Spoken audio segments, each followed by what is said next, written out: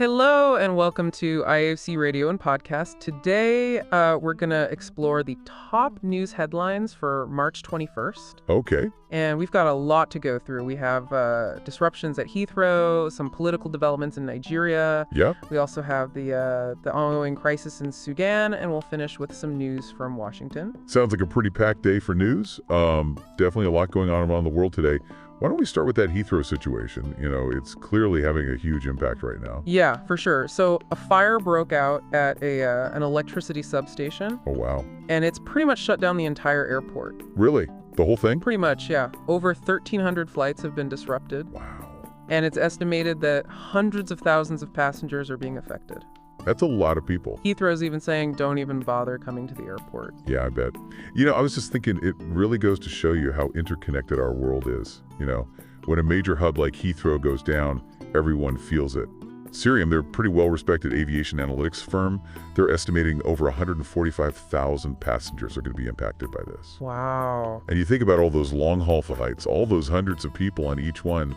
It'll be days before the airlines get back on track. And I bet there's just chaos on the ground right now. I mean, we're talking about flights from Singapore, Seoul, Perth. Those are long hauls. Oh, absolutely. And some flights had to turn around mid-flight. I mean, there was this Delta flight that had to go all the way back to Minneapolis after 3 hours in the air. And there was a passenger on board who was trying to get to his father, who's battling cancer. Oh, man. That's awful. I mean, these kinds of stories, they really highlight the human costs of these disruptions. For sure. And you see it in all kinds of stories. I read about this family, the Hertz family.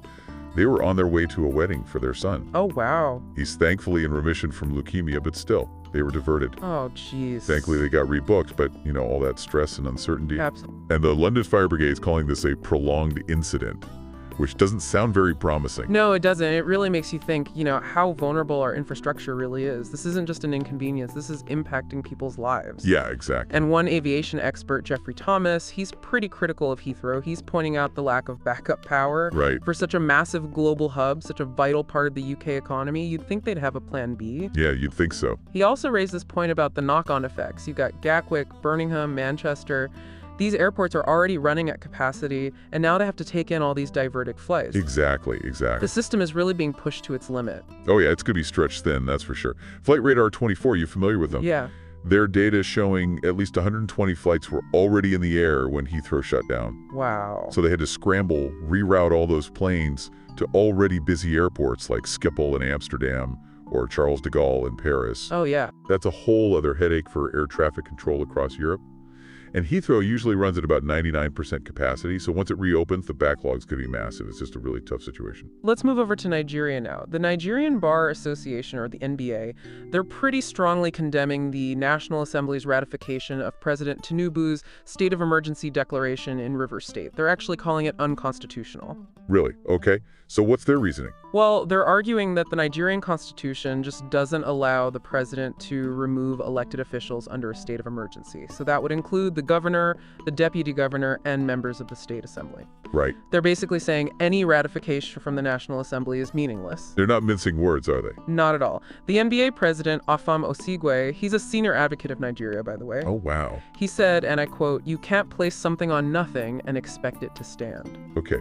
Strong words for sure. And he's also raising some concerns about the way the vote was conducted in the National Assembly. Typically, a decision this big would need a 2/3 majority vote, but apparently it was just a voice vote. So it makes you question the transparency. You know, were procedures followed correctly? Yeah, it's a valid concern, especially for something this significant. Exactly. And the NBA is actually pointing to Section 114 of the Constitution. It specifically says that the National Assembly cannot remove a governor or a deputy governor. Oh, okay. So they're arguing that this whole ratification is just not legal. They're saying what's happening in Rivers State needs a political solution, dialogue among the key players, not a state of emergency. They're also warning against setting a dangerous precedent. Yeah, because then it undermines democracy. Exactly. And they're calling on everyone, the judiciary, civil society, even the international community, to keep an eye on the situation. They're really concerned about what this could mean for the rule of law in Nigeria. It's a big deal. Shifting gears a bit, there's some news about Nigeria looking to manufacture its own military hardware. Yeah, that's right. They're planning to start production at the Ajaokuta Steel Company. Interesting. It's part of this bigger plan to establish a military-industrial complex within the country. Ambitious. It is, it is. But, thinking about the Ajaokuta Steel Company, it's had its share of troubles. Yeah, it has. So getting this off the ground might not be easy. Well, the Minister of Steel Development, Shuaibu Abubakar Arju, he's saying that reviving the Ajaokuta Steel Company is a top priority for President Tinubu. Okay. And he also pointed out that Nigeria spends about $4 billion every year importing steel. $4 billion. Yeah, and he's suggesting that if they can produce their own steel, there could be significant economic benefits. Import substitution. Makes sense. Exactly. So it looks like they're partnering up the Ministry of Steel Development, the Ministry of Defense, and the Defense Industries Corporation of Nigeria, or DICON for short. DICON. Got it. There's even a memorandum of understanding. It just needs the president's approval. So things are moving. It's interesting. This ties into their broader economic goals, right? Growing the economy, spend $1 trillion by 2030. A strong steel sector is crucial for that. Absolutely. And it seems like they're really trying to make this happen. There's a National Steel Summit in the works, and there's this metallurgical industry bill making its way through the House of Representatives. Okay, some concrete steps then. That's good. And there's even some foreign investment coming in. A Chinese company called Galaxy is putting $300 million into a steel plant in Ogun State. Wow. The aim is to produce 10 million metric tons of steel every year within the next 5 years. That's ambitious. It is, but if they pull it off, it would be a game changer for Nigeria's industrial capacity. Huge, if they can manage it. So let's shift focus to Sudan. Initial reports were saying that the Sudanese army had taken back full control of the presidential palace in Khartoum from the Rapid Support Forces. The RSF. Right, this has been a long and intense fight.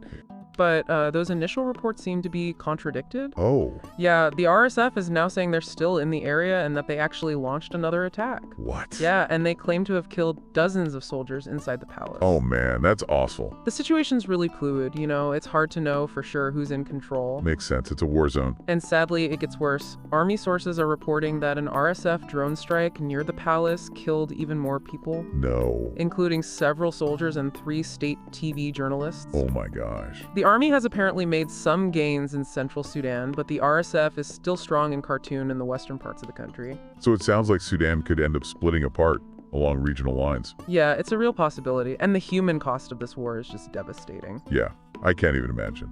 The UN's calling it one of the world's worst humanitarian crises. There's famine, disease. It's heartbreaking. Both sides, the army and the RSF, are being accused of war crimes. Oh, wow. And the RSF is facing charges of genocide in Darfur. Genocide. They're denying it, of course, but still. When the RSF took the presidential palace last April, it was a huge symbolic victory for them. Yeah, for sure. And while the army's talking about retaking it, the truth is Sudan is far from being peaceful. Yeah. Sounds like a long way to go. The army's saying they're moving toward complete victory, but analysts are saying that even if they push the RSF out of Khartoum, the fighting will probably just continue in the west. It's just so sad. It's even more tragic when you think about how this war started. They were actually preparing for a transition to democracy. I know. And the army and the RSF, they were allies at first. Right, right. The RSF was actually created from the Janjaweed militias by the former president Omar al-Bashir to act as a counterforce to the army, which is now led by Abdel Fattah al-Burhan. A reminder of how easily things can fall apart, how quickly things can turn violent. And how much the civilians suffer when that happens. Absolutely. Let's switch gears and head over to the U.S. There's some interesting news involving Elon Musk. Oh, what's he up to now? Well, he's currently the head of the Department of Government Efficiency. Right. And he's actually issued a warning about potential prosecution for anyone leaking false information from the Pentagon to the New York Times. Interesting. Yeah, this comes after a report about a possible briefing he had regarding a potential war with China. I see. So he's basically calling out the Times and saying there will be consequences for spreading what he sees as disinformation. Exactly. He even said, and I'm quoting here, "The New York Times is pure propaganda. Also, I look forward to the prosecutions of those at the Pentagon who are leaking maliciously false information to NYT. They will be found." Wow. Those are some strong statements. So he's not just dismissing the report, he's going on the offensive. And President Trump is also denying the story. He's calling it fake news and completely untrue. This isn't the first time he's publicly challenged news coverage he doesn't like. Right. It's been a defining feature of his relationship with the press. And speaking of the press, earlier this week, President Trump signed an order to cut funding for Voice of America. VOA. Yeah, the administration's accusing them of being anti-Trump and radical. Radical. Yeah. The White House statement said they want to make sure taxpayers are no longer on the hook for radical propaganda. Interesting. And remember, VOA was created back during World War II to counter Nazi propaganda. They've been around for a long time. I see. And now they're being accused of propaganda themselves. Right. And the VOA director, Mike Abramowitz, along with almost all of the 1,300 staff members, have been put on paid leave. Wow, a huge shakeup. Yeah, it's causing quite a stir. Some critics are worried that this could be harmful to democratic values, to freedom of the press. It does raise some important questions about the balance between government secrecy and the public's right to know. Yeah, that's a really important point. And the role of an independent media in holding power accountable. It's vital to a healthy democracy. Absolutely. Now let's go back to Nigeria. There's been a terrible accident in Abuja. Oh no, what happened? A tanker exploded near the Nyanya Bridge. Oh my gosh. Sadly, 2 staff members from a Chinese construction company, WE Construction, were killed. That's awful. And over 20 others were injured. Some seriously. Oh dear. The accident happened around 6:58 p.m. on Wednesday. A Dangote trailer carrying cement lost control and crashed into several vehicles that were stopped in traffic. Lost control. Yeah. And the impact caused a massive fire. Just horrible. One of the staff members died at a Socorro hospital and the other at National Hospital. And what about the company? How are they responding? Well, WE Construction has confirmed the deaths and the injuries. Okay. And they say they're working with the hospitals and the families of the victims. It's good to hear they're stepping up and providing support. Yeah, definitely. It's just a terrible tragedy. Absolutely. A reminder of the risks involved when you're dealing with hazardous materials, especially in crowded cities. Shifting back to the U.S., we have a story out of Pittsburgh, Pennsylvania. A Nigerian woman named Funke Iyanda has been indicted on charges of theft of government property. Okay. It seems she allegedly filed a false application for pandemic unemployment assistance benefits using someone else's identity. PUA benefits. Yeah. The alleged fraud took place between May 2020 and May 2021. She allegedly submitted a false claim to the Pennsylvania Department of Labor. And what happened? Well, she allegedly received about $40,980 in benefits that she wasn't entitled to. That's a significant amount. It is, and if convicted, she could face up to 10 years in prison and a fine of up to $250,000. Wow. Now, it's important to remember an indictment is just an accusation. She's presumed innocent until proven guilty. Right, of course. But this is just one of many cases we're seeing where the government is cracking down on alleged pandemic-related fraud. It makes sense. There was a lot of money going around, and unfortunately, some people took advantage of the situation. Exactly. The investigation was conducted by the U.S. Department of Labor and the Department of Homeland Security, so they're not taking this lightly. Makes sense. Let's turn to the war in Ukraine. President Zelensky has come out saying that Russia isn't serious about peace talks. Right. He says Russia's still attacking despite claims of wanting a ceasefire.